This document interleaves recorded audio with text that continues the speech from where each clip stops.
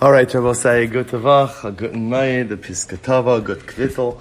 Baruch Hashem. All right, let's begin. A lot to do tonight in Meretz Hashem. So we'll say again, I want to begin this with a little bit of a disclaimer. We had a little bit of a scheduling hiccup this afternoon, so I didn't get a chance to prepare today's shir. I was supposed to be preparing tonight's shir when I was giving today's shir.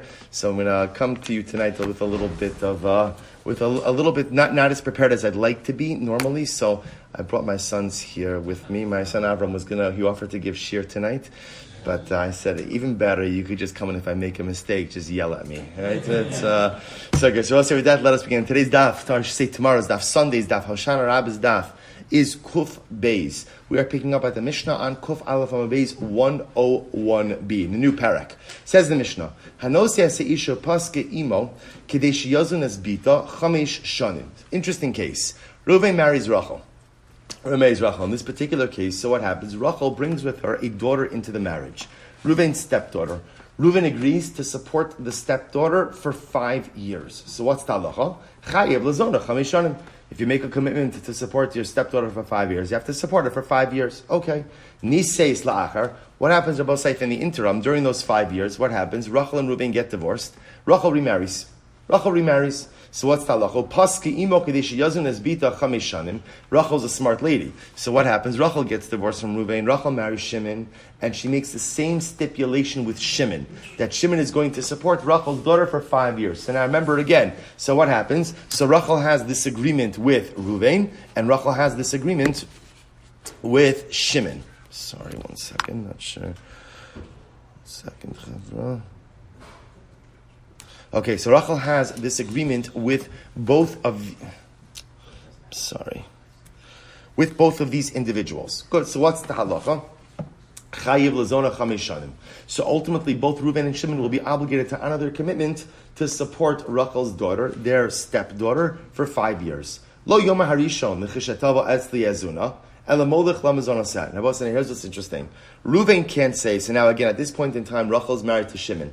She has a stipulation with Reuven to support the daughter for 5 years, with Shimon to support the daughter for 5 years. So Reuven can't say, listen, I'm happy to support her, but if she wants support, she has to come to me. He can't say that, right? Ultimately, again, Reuven has to go ahead and bring the mizonos to wherever the girl is. Wherever she is, that's where the mazonos have to be brought. Similarly,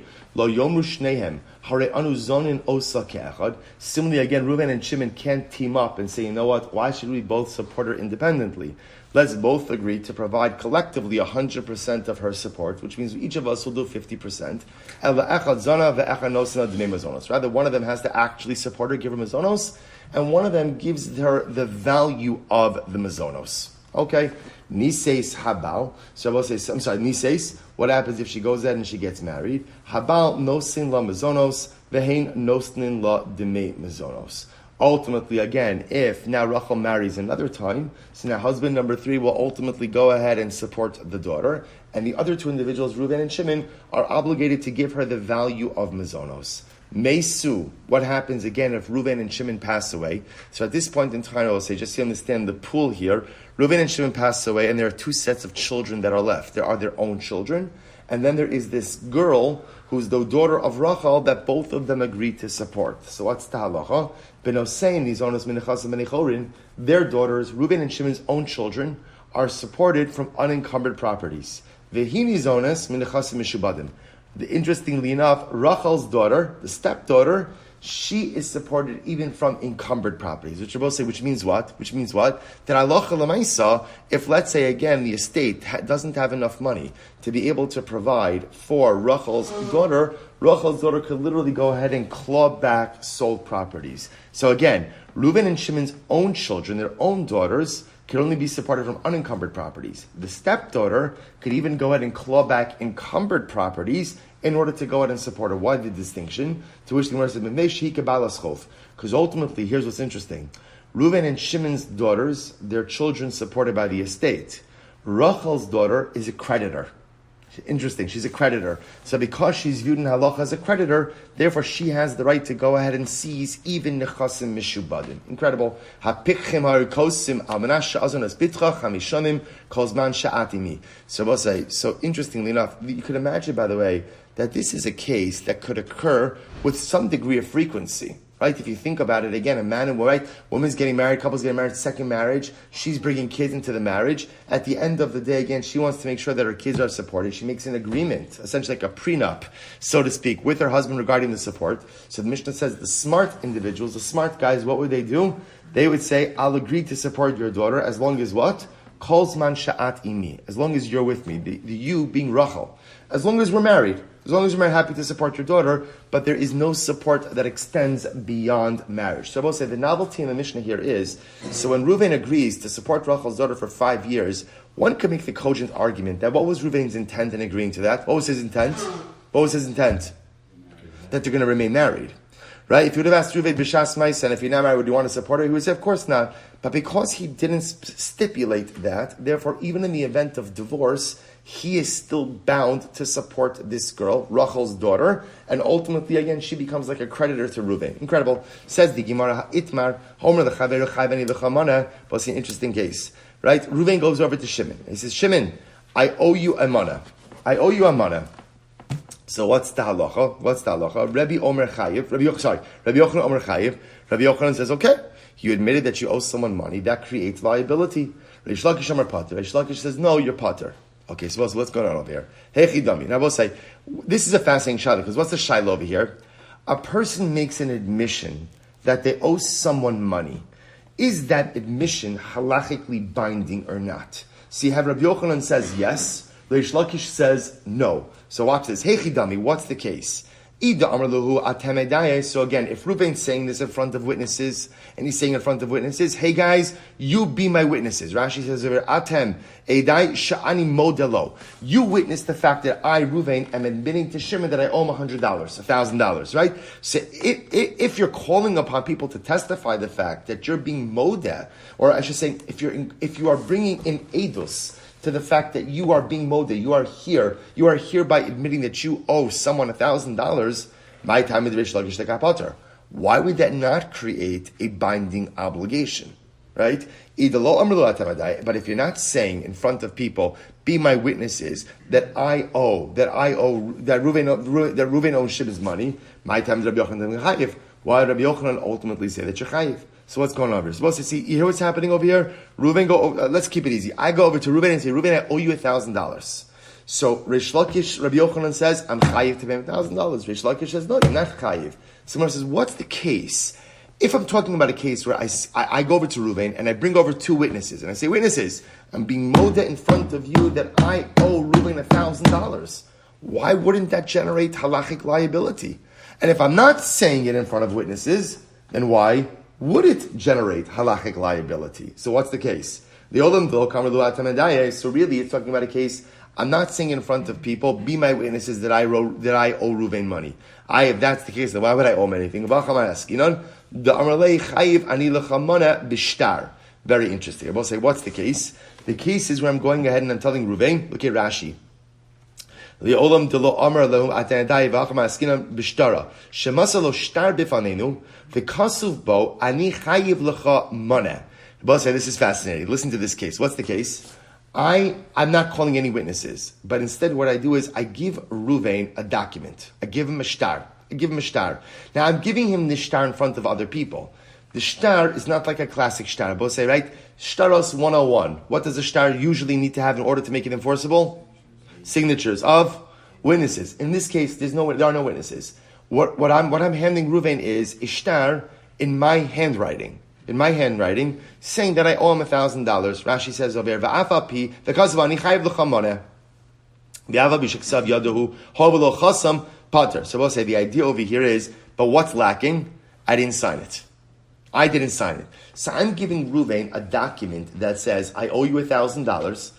Right? It's in my handwriting. It does not have my signature, and it does not have witnesses' signatures on it. Okay, so watch this. Rabbi Yochanan Amar Chayiv. Rabbi Yochanan says that now I'm Chayiv to go ahead and pay Reuven $1,000. Alima milsa d'shtara kiman da'amar lu atem edim. Because Rabbi Yochanan says this case of handing over a shtar in my handwriting to Reuven in front of people is the equivalent of saying to Reuven in front of witnesses and asking people to witness the fact that I am saying I owe Reuven $1,000. We'll say, what do we say before? If I go over to Reuven and I say, Reuven, I owe you $1,000, and I say, hey, Shimon Levi, come over here. I want you to witness this. What's the halacha in that case? What's the halacha? Everyone agrees that I am now obligated to pay $1,000 to Reuven. Because again, I brought in a testimonial unit to certify this idea. So Rabbi Yochanan comes along and says like this, if I hand Reuven a shtar that says I owe you $1,000, I know there's no signature on it, there are no witnesses on it, but it's in my handwriting. That's the equivalent of telling Reuven in front of witnesses that I owe him $1,000 and therefore creates a binding obligation. That's Rabbi Yochanan. So Rish Lakish is potter. Lo alima milsa d'shtara. Rish Lakish disagrees. Rish Lakish says not true. Not true. Shtar in my handwriting without witnesses is not as strong as witnesses. And therefore, again, it's very nice. You wrote it on a piece of paper, I owe Reuven $1,000. That does not create a halachically binding obligation. So Rabbi will say, this is the machlokes. This is the machlokes. So let's analyze. So the Gemara says, good. So let's analyze. Tanan, thank you. Hano says Saishu Paskim Elos, and so the Gemara is not going to bring in our Mishnah. What does the Mishnah say? So a man goes ahead and marries a woman, and again he agrees to support her daughter for 5 years. Chayiv Lazona Chamesh Shanim. He's obligated to go ahead and support her for 5 years. Now I will say, what's missing from the Mishnah? What is the mechanism of his chayvos? In other words, what is the halachic mechanism through which the husband is bound to this promise? Right? He says to Rachel, Reuven marries Rachel, I'm going to support your daughter for 5 years. That's very nice. That's very nice. How is he bound to that? So the Gemara says, My love ki agavno. But are we not talking about a case over here where essentially what is he doing? Reuven writes down in a document, in his own handwriting, without his signature, without witnesses' signatures, and what does he write in it? That again, I agree to support your daughter for 5 years. Look at Rashi. Rashi says, "My love ki agavna." So shemol selo shtar b'fnei edim v'kasuv bo ploni kibel alav kach ve'ei sham lo kinyin v'lo chasima. Bepashtos, our Mishnah is talking about this same type of case, where all Reuven is doing is writing in a document, Rachel, I agree to support your daughter for 5 years. Reuven doesn't sign it, there's no witnesses that sign it, and yet what does the Mishnah say? That halacha l'maaseh chayiv. What does that show you? That shows you that a document written in your own handwriting, even without your signature or witnesses' signatures, creates a binding obligation. Fascinating. To which the Gemara says, my love kagab, on top of Kuf Beis, we'll say 102a. Lo b'shtar psikta. Oh, watch this, Rabbi. This is fascinating. To which the Gemara says, no. We're talking about something different. Shtari psikta. This is so exciting. Look at Rashi. Tarp Rashi. Kuf Beis and Medalef. Hachosan va'akala poskim tinoim shebenehem. Rabbi said it was very common for a chasan and kala to write tinoim. Rabbi said, isn't this incredible? You remember, right? Remember again your chasana? Right? You had tunaim. Anyone remember their tunaim? No. Anyone explain to you what your tunaim were? No. Right? You broke a plate. So everybody said mazel tov. No idea what's going on over here. Right? So remember again, it used to be that chassan and kala entered into contractual obligations with each other. Now, often it was sometimes between a chassan and kala, but sometimes it was also between families. Families agreed to provide certain things for the chassan and kala, and they would enter into an agreement. This agreement is called shtare psikta. We call it tinaim. So today, when we do tinaim, it's more ceremonial. Like the proof to that is that if, let's say, you forgot to do tinaim at the wedding, shmorg was so good that you forgot to do tinaim. So what's the halacha? You still married? Yeah, 100%. That's why, by the way, also you could be, don't tell anyone, but you could be a little bit more flexible with who gets the kibud. Also of signing on the tinaim, right? Because in general, again, for the signing on the ksuva, other edus, you have to make sure that you have people who are fit to be edim. Tinaim, you have a little bit more flexibility. Now you have to be careful who you give that kibbud to. Hey, you're my tinaim guy, you know? So again, this is called shtari psikta. Ukidrav gila. So we'll say, listen to this. So the Gemara suggests over here that the case in the Mishnah of Reuven agreeing to support Rachel's daughter for 5 years is not a case where he's writing a document of support. This was part of the Tinoim. This was part of their premarital agreement to go ahead and do this. Rashi says, finish that Rashi, Hachosam akala poskim turan shebenayim, b'shnei edim, va'edim chos min edus gemura, v'im tomar imkei ma'ila memra, itzrich yigon daleka kingin el devarim. So I will say, so this is actually very interesting. Shtari psikta, by the way, like we do today, was a formally written document that spelled out obligations and the witnesses signed on it. Witnesses signed on it. Ukid Rav Gidel, Dam Rav Gidel, Amarav. What's an example? How, bless you, how we're starting to psik the structure? Listen to this. What would they say? Kama atanosin labincha, kach v'kach. What would happen? So the way that Shtari Psikta would work is, right, so the Chassan's family would say, how much are you giving to your son? So v'kama atanosin labitcha, how much are you giving your daughter? And again, the parties, the families would agree to commit to a certain amount. Amdu v'kidshu, kanu. Ultimately, again, then kiddushin would occur. Kanu. Now, we'll say, what does kanu mean? What does kanu mean? Kanu means they made a kinyan. There was Kabbalah's kinyan. I will say we do this to this day by term this Kabbalah's kinyan, because remember again in halacha we've seen this many times. Generally, obligations do not become, I should say, commitments do not become binding unless, of course, there's some type of kinyan mechanism to make it binding upon you. Sehein hein dvarim hanikrim ba'amira. I will say now, interestingly enough, the Gemara also says over here, but technically speaking, Tanaim could work even without a kinyan. We're giving the Kenan. So remember again, if you ever see how does it work at Tanaim, right? The Mesadi Kiddushin goes over to the Chassan's father. What does he do? He gives him a pen or a yamak or something. He lifts it up. He's Makabel Kinyan. Same thing with the Kala, right? Kala's father. That's how we do Kabbalah's Kinyan. The Gemara points out over here that, by the way, Tanaim works even without a Kinyan. Even without a Kinyan. The fact that you have a shtar, and ultimately, again, the shtar has Chasimas Ha'idim, has the signatures of witnesses on it, creates a binding obligation. So both say, so just where we're holding right now, the way the Gemara is understanding the Mishnah's case, when Reuven goes ahead and commits to supporting Rachel's daughter, Reuven's stepdaughter, for 5 years, how is that arrangement being papered? Is that the right term? Being papered? Solidified. How is it being memorialized? How is it becoming binding? To which the Gemara says we must be talking about a case where this was included as part of the Tanaim. Tashma. So let's listen to this. Kasav l'koyin shani chayiv l'cha chamish slaim, chayiv litan l'chamish slaim, ubeno ina padir. Very interesting case. So I go over to a kohen, and I say to the kohen, I owe you 5 slaim. And I both say, it happens to be also, what else do I have? I also happen to have a newborn baby, who's now 30 days old, who needs to be redeemed. Right, pidyon haben. So, and happens to be how much is the price for pidyon haben? Right, what's the value of pidyon haben? 5 slime. So I go over to the coin. I say, right, cost of the coin. I write in a document. I owe you 5 slime. So we'll say, what's talacha? So chayiv litin lo chamish slime. So now I'm obligated to go ahead and pay the coin 5 slime. Ubeno ena padui. But I will say, but my son is not redeemed. Okay, so we'll say, so what's going on over here? Now again, we just got finished saying that if you go ahead and you write in a document, you could create liability within a document. So why would this document not work? Shiny hasam de meshubadei midaraisa. It's different here. Why is it different here? Because at the end of the day, the obligation of pidyon haben is a din daraisa. So if that's the case, ihachi amai kasav. So why am I writing this? What am I writing to the Kohen? To which the Gemara says, Kedei levarer lo Kohen. This is very interesting. Why am I filling out the document? It's almost like the document is like a promise to use this Kohen for the Pidyon Haben.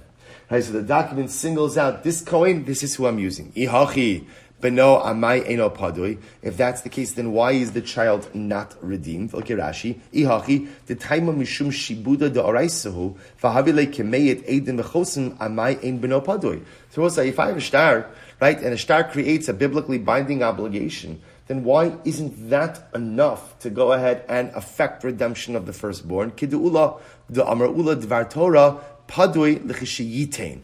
Oh, Rabbi said it's very interesting. A promissory note does not work for Pidyon Haben, right? If you go over to the Kohen, say, Kohen, you got me? You got me? I owe you 5 slum. Redeem my kid. Doesn't work. Money has to change hands between the father of the child and the Kohen. Umay Sigmar says, if that's the case, then it's obvious that if I write a document saying that I owe a Kohen 5 slime, of course my child's not redeemed. So why does the Gemara even need to bring this up? Umay taima amru b'noina padui, gezerah shemer yomru, poldin b'shtaros. I will say, I have a concern that if we don't explicitly say that the use of a shtar doesn't work, people might think that you could actually redeem your son with a shtar, with an IOU, which I will say again, and what would be the logic behind that? Because in many respects, documents do take on the same effectiveness as cash itself. So you might have thought that perhaps a document could go ahead and affect Pidyon Aben, Kamash Malon it can't. Incredible. Amar Rava says, Kitanai, so we'll say now we go back. Rava says, by the way, the Machlokas, Rabbi Yochanan and Rish Lakish, say, let's go all the way back, right? How do we start this sugya? Very exciting daf. Let's just say, how do we start this sugya? Machlokas Rabbi Yochanan and Rish Lakish, right? Remember again, what was the Machlokas? We did it 23 minutes ago, right? What does the Machlokas? If I go ahead and I go over to Reuven, and I say to Reuven what? What do I say to him? I'm giving you, but rather again, I owe you money, right? So remember again, what's the shaila? Does that create a binding halachic obligation upon me to pay Reuven? Right? So this is a machlokes Rabbi Yochanan. Rabbi Yochanan says yes. Reish Lakish says no. So says the Gemara, Amar Rava Kitanoi. The truth is the machlokes Rabbi Yochanan Reish Lakish is really a machlokes Tanoim. What was it? Where's the case? Arif hayotze achar chitum shtaris gova min echasim and echorin. But say this is fascinating. Imagine for a moment you have a loan document, right? In the loan document it says, I loaned Reuven $1,000. Okay, beautiful document, well written, right? All the legalese is appropriate. You have the signatures of the witnesses, and then you have something interesting. You have a guarantor's signature below the witness's signature. Now, I both say normally in shtaros, the last thing you normally have on a document is what? Is the signature of the witnesses. That's what you have. So this is very intriguing because here I have the guarantor signing after the witnesses. What's the halacha over here? So that's Arif Hayotze Achar Chitum Shtaros, a guarantor who signs after the witnesses, below the witnesses. What's the halacha? Govem and Echasim and Echorin.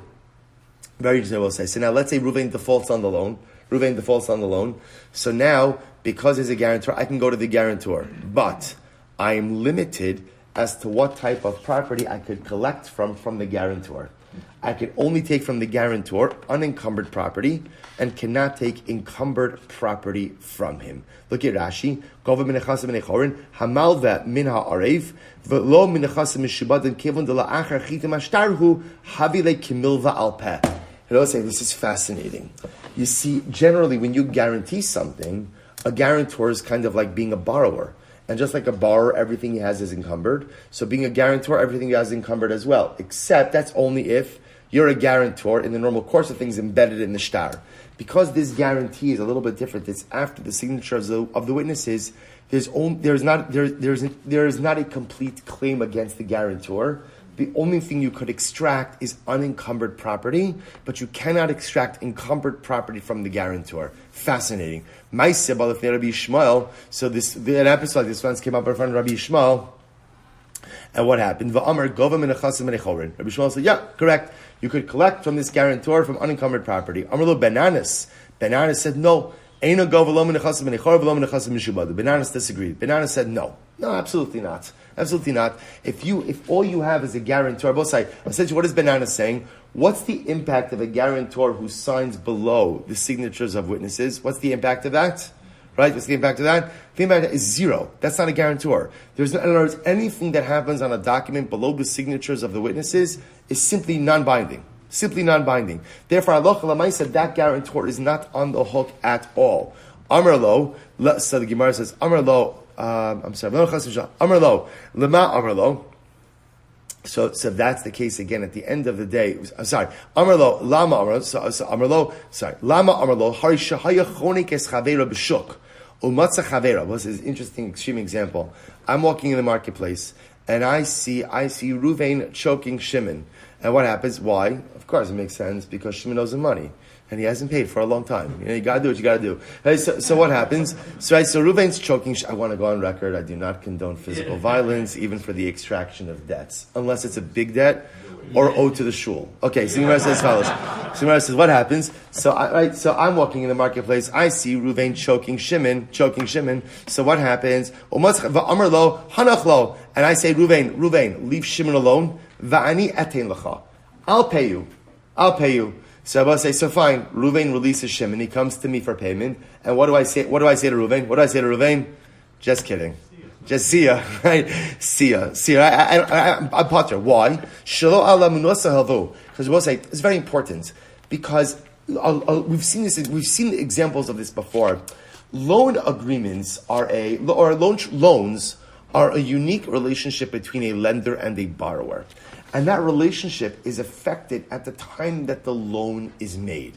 If a third party seeks to introduce themselves sometime later on in the transaction, that third party doesn't really become a party to the loan. See, even though I said to Ruvain, let go of Shimon, right? Let go of Shimon. Oh, something happened here. Let go of Shimon. All right, I give up. I don't know. It's not. I know, but 1 second. Let me just see. Maybe it's shut off over here. It's on over there.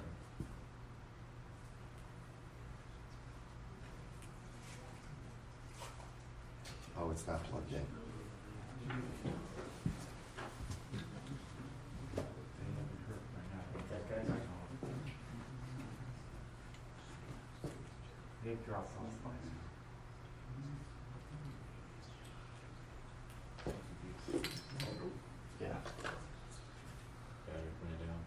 Yeah.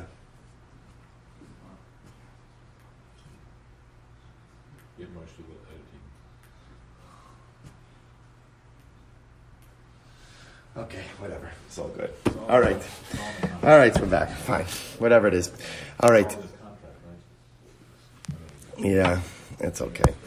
All right. So therefore, the Gemara says like this. So the Gemara says, therefore, again, even though I go ahead, I discovered what that wire was for. By the way, we had that. Good. I was doing this with my voice. We found this wire, a mysterious wire that no one knew was. Okay, found it. Anyway, so the Gemara says as follows. So the Gemara says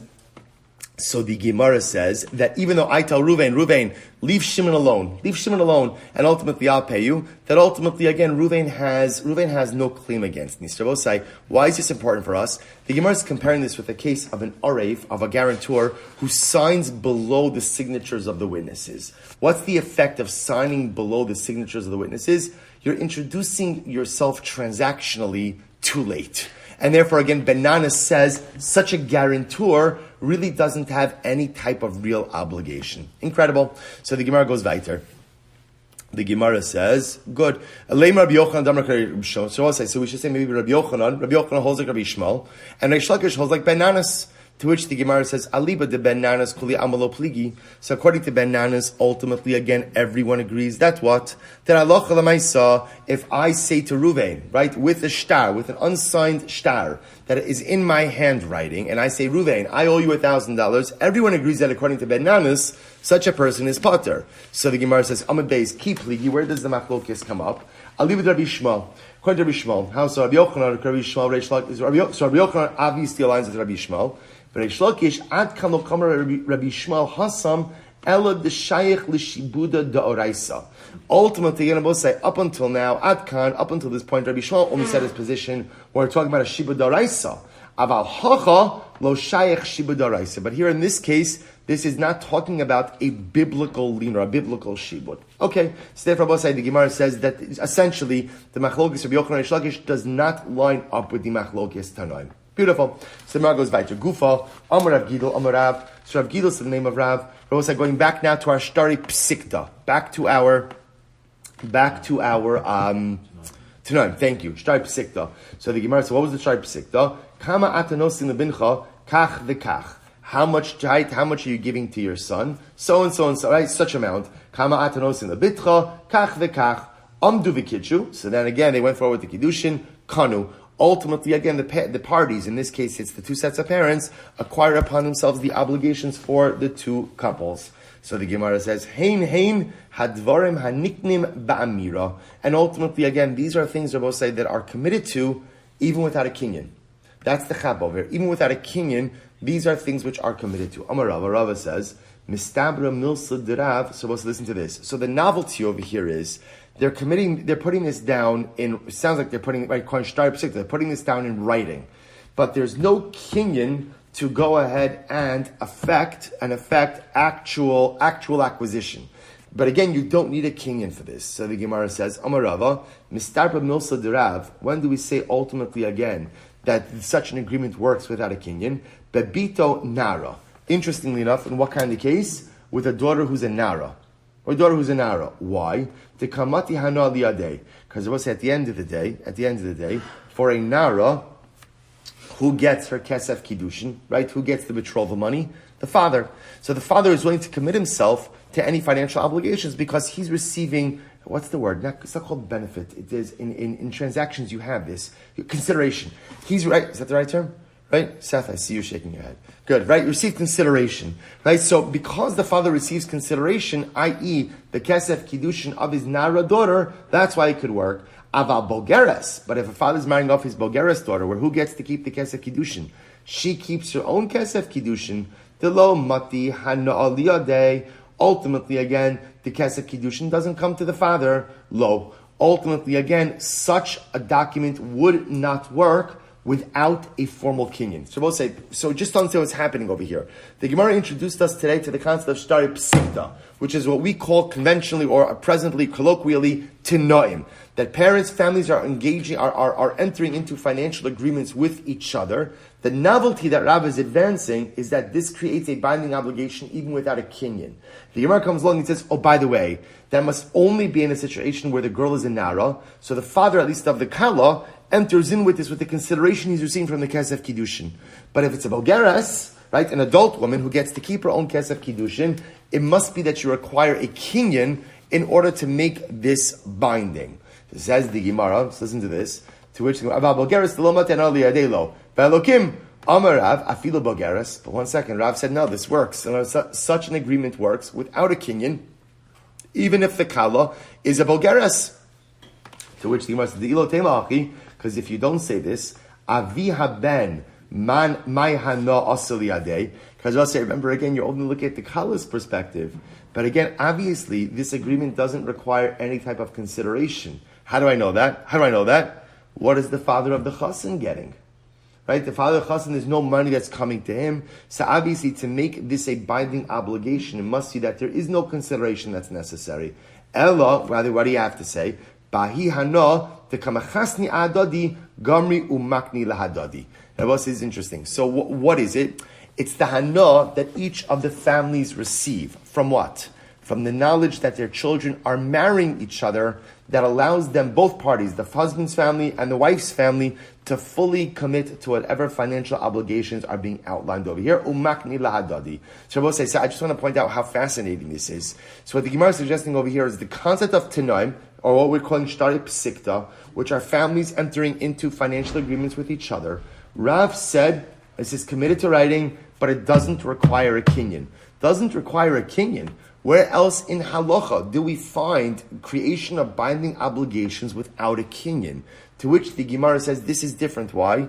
Because since each of the parties have hana from the fact that their children are entering into matrimony together, they go ahead and they commit themselves with the hana of because of the hana of the upcoming wedding. Fascinating. To which Rashi, Tvarim halalu nitnu likasev, alo nitnu likasev. So it's a very interesting discussion. You look at Rashi, nitnu likasev, nasnu chacham ksiv aladavar, in bal lahachtem edim midvarim halalu, shehein below kinyan. So let's say, Gemara asks an interesting question. So now I've been introduced to the shtari psikta that are put down in writing, but there's no kinyan. So tell me, is there a problem committing it to writing and having witnesses sign on it or not? Or no nitnu lichtov, amrlei lo nitnu lichtov. He said, no, they were not given to go ahead and be put into writing with signatures of witnesses. Now both say, understand, what does it do if you paper something with witnesses? What does that do? That makes it into an enforceable claim, which means, let's say Chassan's family defaults on their side of things. What's the halacha now? Kala's family could go after them and could collect even from what? Potentially what? Encumbered properties, nechasim mishubadim. So the Gemara is asking like this: we have this beautiful thing called tenoim. Right? The families are committing to each other. Right? If Chassan's family is doing X and Kala is doing his family is doing Y, and what happens? You don't even need a kinyan. Why don't you need a kinyan? Why not? Everyone is so happy and so excited that they're getting married that they commit themselves to that hana. So now what does the Gemara say? Okay, could we put it in a formal shtar? Could we put witnesses on it? Right? Why? Well, because this is an incredible thing. In other words, why would I want to paper it with Eidim? Because right now everybody is happy-go-lucky, right? But lamaisa, if somebody doesn't come through, the other party might want an enforceable shtar. So can we commit this in writing with Eidim or not? To which the Gemara says, to which Ravashi answered, Ravashi answered, no. You cannot put it down in writing with witnesses. Eisvei, so raise the kash on this. Let's go back to the Mishnah. Let's say the end of the Mishnah said what? Reuven, right, committed to support Rachel's daughter for 5 years. So the smart guys, what did they do? They went ahead and they put a t'nai in this document. And in the document they wrote, I'll support your daughter for 5 years as long as what? We're still married. So the Gemara says, my kosvin. So I will say, so again, this seems to be a similar type of case. And here again, it sounds like the husband is papering it with witnesses. So why couldn't you do the same thing by Tanoim? The Gemara says, no, my kosvin omrim. No. What does it mean when it says that he writes it? It doesn't mean he writes it. Rather, what does it mean? He said it. So the Gemara says, do we call saying writing? In Vatnan, Hakosev leishto dinu dvarim eli b'nechsayich. Right? If a man says to, literally it's translated as, if a man writes to his wife, I want nothing to do with your property.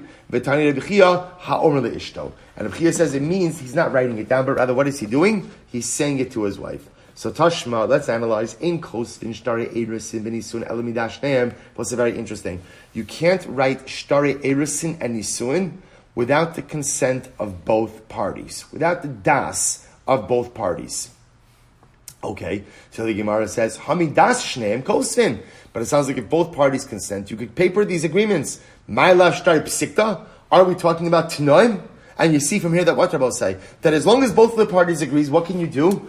Paper the Tanoim, and not just that, but what else? Have witnesses sign on it. To which the Gemara says, no, what are we talking about? Lo Shtar Erusin Mamish.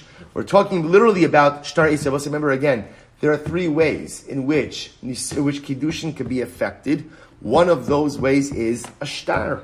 Right? The husband could write to his wife, Hari'at mikudeshes li b'shtar zu. And he gives her a document. So that's what we're talking about when we said that a shtar can only be written with the consent of both parties. Let's say he wrote a shtar erusin, a document of erusin for this particular woman, but without her knowledge. Rabba v'Ravina amri mikudeshas.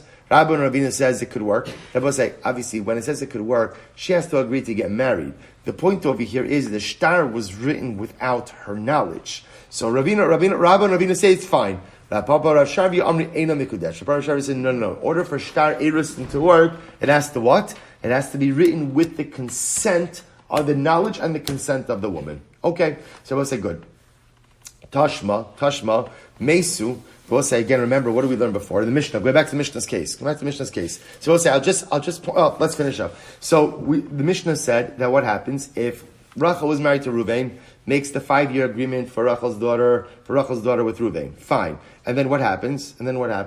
They get divorced, right? Rachel marries Shimon, same agreement with Shimon. Now what happens? Reuven and Shimon both die.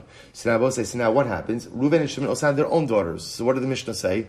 Reuven and Shimon's own daughters could collect support from unencumbered properties, but Rachel's daughter, Reuven and Shimon's stepdaughter, has the ability to collect support even from encumbered properties. To which the Gemara said, Mesu ben Hossein nizoras menechasim menechorin, vehi, the stepdaughter, nizoras menechasim mishubadim, mipnei shehi kabbalas chov. Because ultimately, again, Rachel's daughter, the stepdaughter, she's a creditor. So we'll say, what's the case over here? B'shakano miyado. We'll say this must be a case where Reuven and Shimon made a kinyan with Rachel on behalf of her daughter. Oh, so there's a kinyan. Kinyan creates a bona fide transactional obligation, in which case, again, now she's a bona fide creditor, right, the stepdaughter, and that's why she has the ability to collect even from the chasim mishubadim. Ihachi banos nami, if that's the case, daughters as well. Why? In other words, we're assuming if he's doing a kinyan with his stepdaughter, he's doing a kinyan with his daughters also. Therefore, they should also be able to collect from encumbered properties. Ultimately, again, he did a kinyan with his stepdaughter. Reuben and Shimon did kinyan with Rachel's daughter, but didn't do a kinyan with their own daughters. My paska, ihi. So we'll say, my paska. Why do you make this assumption that that's how this is set up? To which the Gemara says, I'll tell you why. Ihi, the havi b'shas kinyan, mahani le kinyan. Banos, the lo havi b'shas kinyan, lo mahani le kinyan. Because we'll say, b'pashtos, the stepdaughter, right? The stepdaughter was alive at the time of Reuben's marriage to Rachel.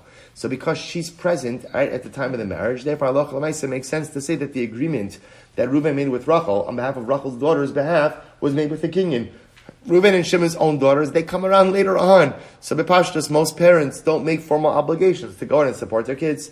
Milo askinan, so the Gemara says, Milo askinan dahavi b'shas kinyan. Maybe not. Why can't you just as easily set it up that Reuben is marrying Rachel? Rachel has a daughter. So and Reuben's daughters are there also. In other words, why do you have to assume that it's a case of Reuben's daughters being born later on? Why can't Reuben's daughters be around also? What's the case? Kigon the Garsha, the Hydra. Maybe he divorced and remarried her. Elaihi, the Lessa betnai bezdin, Mahani lakinyan. What's very interesting? The stepdaughter, who is not covered by the Tanai Bezdin. I both say, what Tanai Bezdin are we talking about? The Tanai Bezdin, which is actually one of the Tanai Ksuva, which is that a father agrees to support his daughters from the estate, right? As much as sons inherit the estate, daughters are supported from the estate. That's a Tanai Bezdin. So Reuben and Shimon's own daughters, who ultimately, again, by definition, their support is covered by the Tanai Bezdin, ultimately, again, So let me say it differently. Ella ihi delesed Tanai Bezdin, Rachel's daughter, Reuben and Shimon's stepdaughter, who is not covered by the Tanai Bezdin, mahani le kinyan. A kinyan works for her. Banos the isnu b'Tanai Bezdin, but ultimately, again, their own daughters who are covered by the Tanai Bezdin, lo mahani lehu kinyan. A kinyan doesn't work for them. To which the Gemara says, really, migra gari?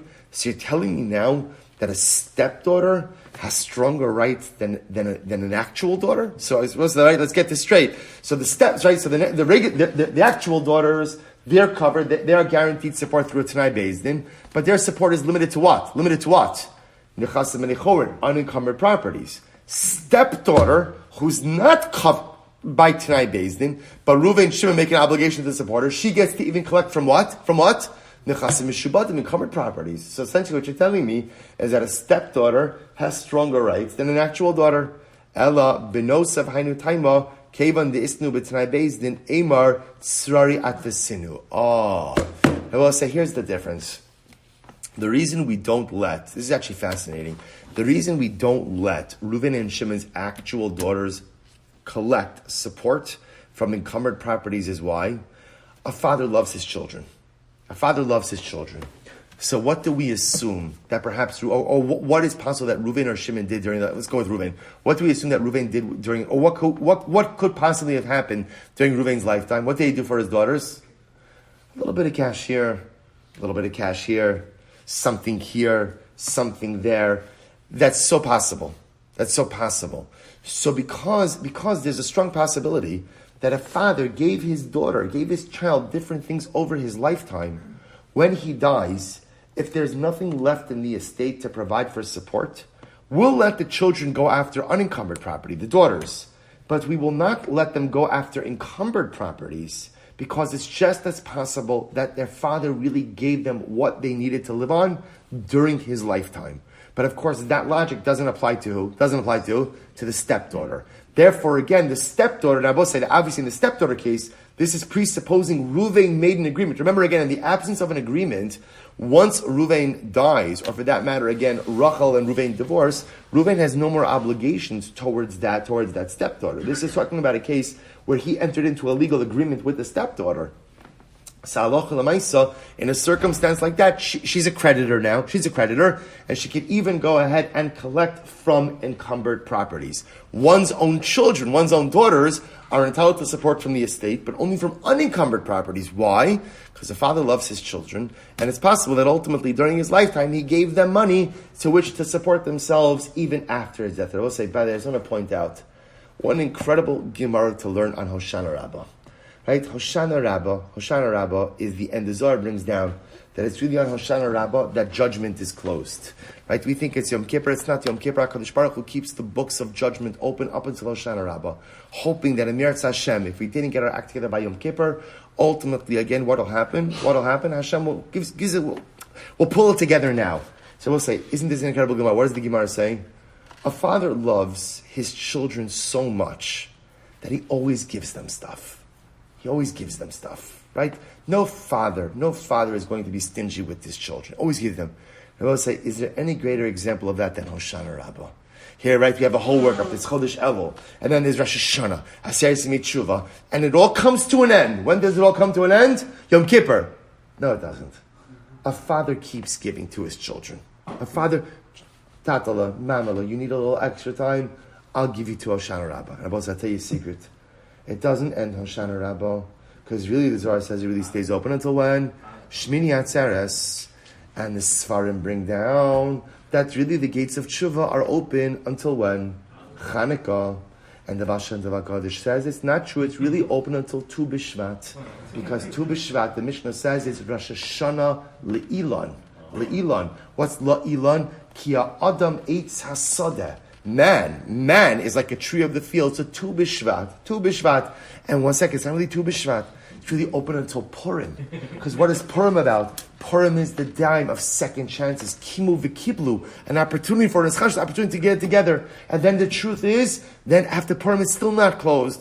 There's Pesach.